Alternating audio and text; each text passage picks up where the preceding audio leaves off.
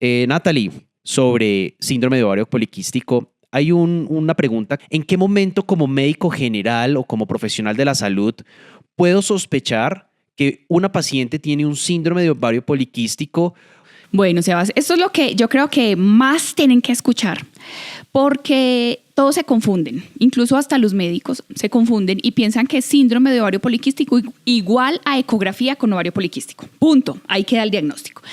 Es una enfermedad que es muy bonita porque es una enfermedad que no solo es anatómica, lo último que hace, un cambio anatómico, es un proceso hormonal endocrino en el que no se sabe su origen, en qué momento sucede, pero es un proceso que ocurre más a nivel de la resistencia a insulina.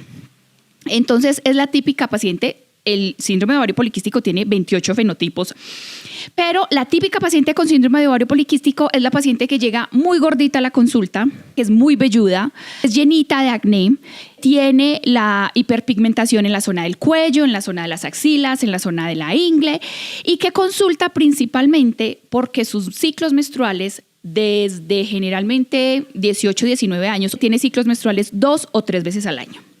Ella generalmente no consulta porque está gordita, podría consultar por su acné o por el vello, pero a ella le llama mucho la atención porque le llega muy pocas veces la menstruación. Hay pacientes que se pierden porque toman anticonceptivos, entonces uno con el anticonceptivo menstrua o no menstrua y no se da ni por enterada. Esa es la paciente típica de síndrome de ovario poliquístico, que yo me apoyo en unos exámenes que yo necesito después, unos exámenes de sangre, que necesito después unas ecografías para poder ayudar con el diagnóstico, pero el diagnóstico tiene 3 criterios importantes. Que la paciente tenga un hiperandrogenismo, o sea, que clínico, que por fuera se vea con el acné, con el vello. Los criterios que nosotros utilizamos somos para el hirsutismo, se llaman criterios de Ferryman-Gallwey, y los criterios del Ferryman-Gallwey evalúan cómo está el vello en la cara, cómo está el vello a nivel del pecho, a nivel de la espalda, en el pezón, en la zona del abdomen alto, bajo, muslo, ingle y zona genital. Eso da un puntaje mayor a 8, listo, esta niña tiene un hirsutismo, pero puede que no sea hirsutismo, puede que sea acné, que puede que sean las entradas típicas de un hombre. Eso tiene que tenerlo, pero además, ese es el primer criterio. El segundo criterio es que tenga un hiperandrogenismo paraclínico, entonces yo le tengo que pedir unos exámenes a la paciente. ¿Y cómo me doy cuenta? Lo mínimo que yo tengo que tener para las afectaciones menstruales, cuando una paciente tiene cambios, ciclos infrecuentes, que son ciclos que llegan más de 35 días, siempre mínimo tengo que tener un examen de tiroides, mínimo tengo que tener un examen de prolactina, pero ya cuando yo estoy sospechando de un hiperandrogenismo, debo de tener examen de testosterona libre, debo tener examen de 17-hidroxiprogesterona alfa para descartar que no sea una hiperplasia suprarrenal congénita, tengo que tener de hidroepiandrosterona sulfato y androstenodiona. ¿Por qué? Porque el síndrome de ovario poliquístico es lo que más diagnóstico dan los médicos, pero lastimosamente es un síndrome de descarte. Yo después de descartar que tiene hiperprolactinemia, que no tiene hiperplasia suprarrenal congénita, que la paciente no tiene, hay otro síndrome que es muy similar que se llama HAIR-ON y es un síndrome de alteraciones, hiperandrogenismo únicamente. Después de que yo descarte todo, ahí sí puedo decir, no, ¿sabe qué? Tienes un síndrome de ovario poliquístico. Y lo último es la ecografía, que me dice que tengo unos ovarios con actividad poliquística, y no es que simplemente el radiólogo diga eso, es que en las ecografías, cuando a mí me dan un volumen de los ovarios, a mí me dicen el ovario mide 1 por 1 por 1, el volumen es igual a, debe ser un volumen mayor a 12 cc. La paciente debe cumplir con 2 criterios, si no cumple con los 2 criterios mínimo de 3, no tiene síndrome de ovario poliquístico. Wow, de verdad que súper bien explicado esa primera parte que nos acabas de dar. ¿Cómo es el abordaje que debo hacer desde medicina general a esa paciente? O si de entrada es una paciente que debo referir o remitir a la especialidad como tal. Lo que yo te decía, que a mí me parece fenomenal este síndrome. De hecho, yo amo la ginecología, es más por la parte ginecológica, porque la endocrinología me parece mágica. Pero entonces, miren que al que le gusta la medicina interna, resulta que es que el síndrome de ovario poliquístico es de alto riesgo metabólico. Las pacientes con ovario poliquístico tienen riesgo de diabetes, de obesidad, de sobrepeso, tienen riesgo de hipertensión y pues de infartos y lo que conlleva estas complicaciones. Aumentan sus triglicéridos, su colesterol. Entonces el médico yo creo que lo debería ver más como un momento de prevención y promoción.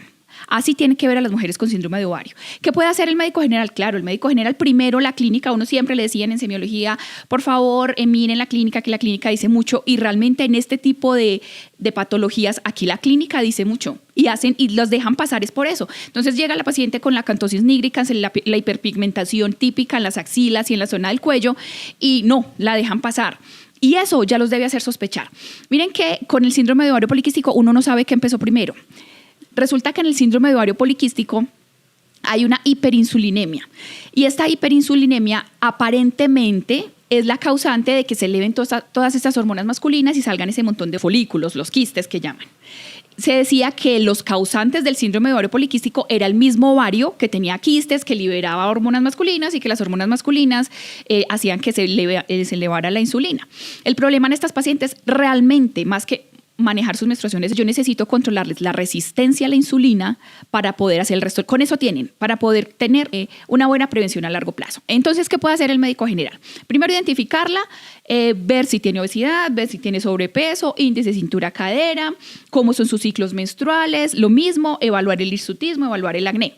¿Qué puede pedir mínimo un médico general? Puede pedirles una insulina pre y post, porque tenemos que evaluar la resistencia a la insulina. Si yo le doy anticonceptivos y no le manejo la resistencia a la insulina, no estoy manejando el síndrome de ovario poliquístico, no estoy haciendo nada. Entonces puedo pedirle, si es del caso y tiene obesidad, su curva de tolerancia a la glucosa, su hemoglobina glicosilada, lo que les decía que las alteraciones, los ciclos infrecuentes deben estudiarse además con patología, la TSH, T4 libre, los niveles de prolactina y incluso la testosterona. Los niveles de testosterona lo puede medir un médico y la ecografía pélvica transvaginal. Eso lo puede pedir un médico general. Y ya si está pues con obesidad, la paciente tiene 25, 26 años, si está obesa, su perfil lipídico, y ya con toda esa sospecha, incluso si hay que iniciarle un hipolipemiante, si hay que iniciarle un antihipertensivo porque tiene hipertensión, eso lo puede hacer el médico general. Y nos deja a nosotros más lo metabólico para terminar de completar los estudios y definir si es el síndrome de ovario poliquístico o si tiene otra patología pues endocrina que es la que esté causando esto. ¿Cuántas de esas pacientes en realidad estarán subdiagnosticadas en síndrome de ovario poliquístico? ¿Qué consejo nos das como para no subdiagnosticar esas pacientes, evitar de pronto cometer el error por ausencia de llegar a un diagnóstico más preciso? Bueno, ese es lo que tú dices, pueden haber muchas síndromes metabólicos manejados solo como síndromes metabólicos o como resistencia a la insulina, que son síndromes de ovario poliquístico, pero también al contrario, hay un montón de síndromes de ovario poliquístico que simplemente son diagnosticadas porque les piden una ecografía y un radiólogo dijo que la paciente tenía un síndrome de ovario poliquístico en la ecografía. La clínica, esas pacientes que tengan el síndrome metabólico, cogerlas más temprano, que no han podido tener hijos, que los ciclos son muy irregulares, y es que es muy típico, Sebastián, es muy típico, y es la paciente muy gordita que llega y tiene 32 años y dice, es que llevo 5 años con mi pareja, no he podido quedar en embarazo, y tiene los hallazgos típicos, usted la mira y está hipertensa, y entonces usted le pide su curva de glucosa y está alterada, y la mandan a ginecología y ya. Entonces, esas pacientes con síndrome metabólico, quítenle cualquier manejo hormonal, se lo tienen que quitar, no puede tener ningún influjo hormonal mínimo 3 meses. Que si está con la pila, que si está con pastillas anticonceptivas, pues ojo, que utilice condón que no se vaya a embarazar, porque además si se embarazan tienen mayor riesgo de preeclampsia, de diabetes, etcétera, pérdidas gestacionales. Pero en esas pacientes se suspende todo lo hormonal y le piden su kit completo. Igual, perfil lipídico, renal, de glucosa, pero le pueden pedir ahí sus pruebas masculinas, testosterona libre, androstenodiona, 17-hidroxiprogesterona alfa, ¿cuál me falta? De hidroepiandrosterona sulfato, FSH, LH y estradiol. Con eso, incluso en el síndrome de ovario poliquístico hay un tip que es que ustedes siempre, como para que se lo aprendan fácil, la hormona folículo estimulante siempre debe ser mayor a la hormona luteinizante, siempre, para que se lo aprendan, pues porque el resto no les voy a explicar que el tipo no. Si ustedes ven que en una paciente que están sospechando síndrome de ovario poliquístico, la hormona luteinizante está por encima de la folículo estimulante, esa paciente tiene un problema de progesterona, de anovulación y muy posiblemente tiene un síndrome de ovario poliquístico. Pues al menos el día que vean una LH superior a la FSH, piensen que esa paciente está cursando con una oligoanovulación y que sea posiblemente un síndrome de ovario poliquístico. Sí, de verdad que los exámenes paraclínicos empiezan a jugar un papel muy importante en este escenario, ¿cierto? Finalizando este episodio, nos gustaría que nos hablaras un poco sobre cuál es ese enfoque terapéutico Bueno, hay que tener presente que la mayoría de estas pacientes tienen una importante preocupación y es que como sufren de anovulación u oligoanovulación, o sea, ovulan de vez en cuando, a ellas les preocupa muchísimo su fertilidad. Entonces hay que explicarles, y yo siempre les digo, en la medicina no hay nada 100% escrito. Hay pacientes según el fenotipo que podrían quedar en embarazo fácil o no, pero nada es imposible, ¿cierto? Partamos de ahí, por favor. O sea, eso es una cosa que yo les digo mucho a los estudiantes. No le digan a la paciente, usted nunca podrá quedar embarazada. No es que no vaya a quedar embarazada, sino que va a ser más difícil que quede en embarazo. El tratamiento inicial y lo que yo necesito ver primero es que la paciente no tenga esa resistencia a la insulina, porque mi foco importante va a ser bajar esos niveles de insulina.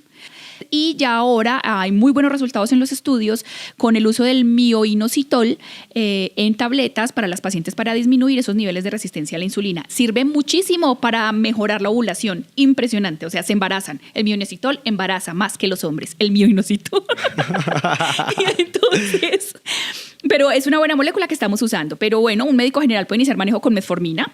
Recuerden que como eso no causa hipoglicemia ni nada, ya son pacientes con niveles normales de glucosa, pero resistencia a la insulina. Luego de esto hay que acompañarlas siempre de vida sana, que es lo que es tan difícil para uno que le digan alimentación sana, hacer ejercicio. Son pacientes que tienen que hacer ejercicio y explicarles que esa debe ser su vida el resto del tiempo, porque eso les va a durar siempre. Es una patología que no se quita, que va a haber momentos en su vida en las que tenga buena alimentación, tenga ejercicio y todo, que puede mejorar, pero no se les va a quitar. El día de la menopausia se les quitará, pero no más. Y ya de ahí partimos con el uso de los anticonceptivos. Los anticonceptivos antiandrogénicos. Para nosotros el mejor anticonceptivo para el manejo del androgenismo es la ciproterona. Todo lo que tenga ciproterona en combinado con etinilestradiol. Ojo, que la ciproterona aumenta el riesgo de eventos trombóticos en las mujeres con un índice de masa corporal superior a 30. Entonces, si es obesa, no dar ciproterona. O sea, que es la típica síndrome de ovario poliquístico, que es muy gordita, no dar ciproterona. Pasamos al siguiente punto, que es el dienogest, en orden pues, de importancia para el androgenismo. Todo lo que tenga dienogest con etinilestradiol. Y porque la idea es que estas pacientes, como no ovulan, no menstruan, pero tienen una estimulación exagerada de estrógenos a nivel del endometrio y hacen cáncer de endometrio a largo plazo. Por eso estas pacientes, mientras no piensen tener hijos, van a dejarlas ustedes todo el tiempo con un manejo hormonal, todo el tiempo. Hasta el día que ella diga quiero tener hijos, tiene su hijo, luego vuelve con el mismo problema, vuelve y le pone la hormona, porque hacen cáncer de endometrio. Y ese es nuestro factor de protección, son los anticonceptivos. Y en caso de no tolerar el dienogest, puede ser la drospirenona. Por favor, no dar anticonceptivos con levonorgestrel, idealmente, porque pues ellas son con acné y el levonorgestrel no maneja mucho el acné, no maneja el hirsutismo. La drospirenona a nuestro favor es que mejora muchísimo los niveles de triglicéridos y colesterol, las dislipidemias. Nosotros las ayudamos a manejar incluso en la menopausia con anticonceptivos con drospirenona a las pacientes hipertensas. Les funciona súper bien porque produce una vasodilatación importante, entonces anticonceptivos con drospirenona mejoran muchísimo el riesgo por hipertensión. Y esa es nuestra base. Y el acompañamiento. Son mujeres que entran mucho en depresión por no poder tener hijos, toca mandarlas al psicólogo. Bueno, finalizando con los podcasts y con este episodio, generalmente tengo una pregunta para finalizar.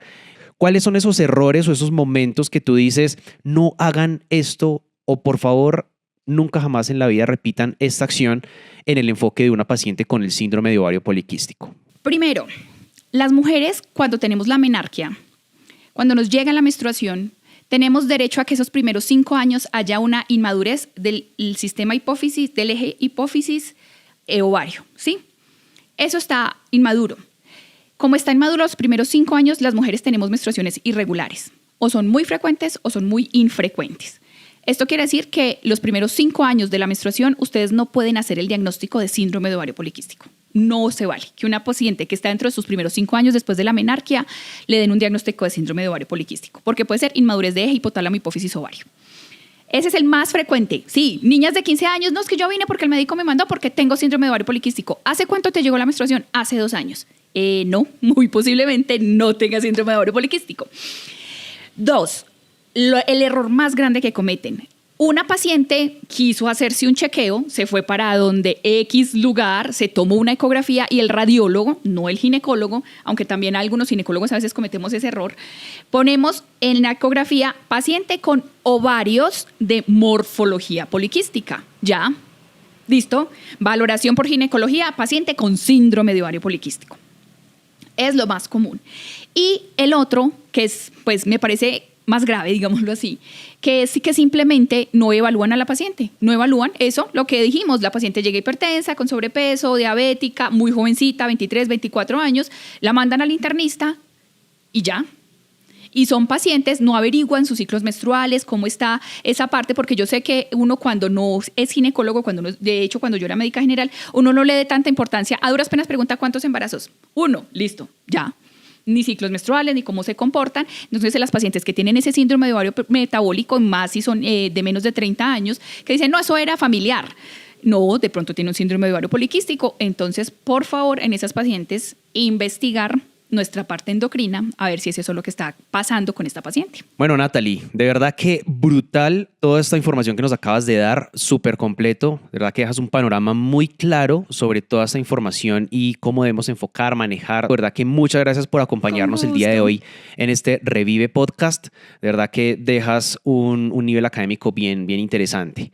Y bueno, espero tenerte en otros episodios más adelante, así que muchísimas gracias por estar con nosotros el día de hoy. Un gusto acompañarlos, que estén muy bien. Bueno, a todos ustedes muchas gracias por llegar hasta este momento del podcast del día de hoy. Los invitamos a que nos sigan en nuestras redes sociales. Suscríbanse, por favor, para que les lleguen las notificaciones de los siguientes episodios que podemos estar subiendo con este nivel académico de lo que acabamos de revisar el día de hoy. Muchas gracias a todos.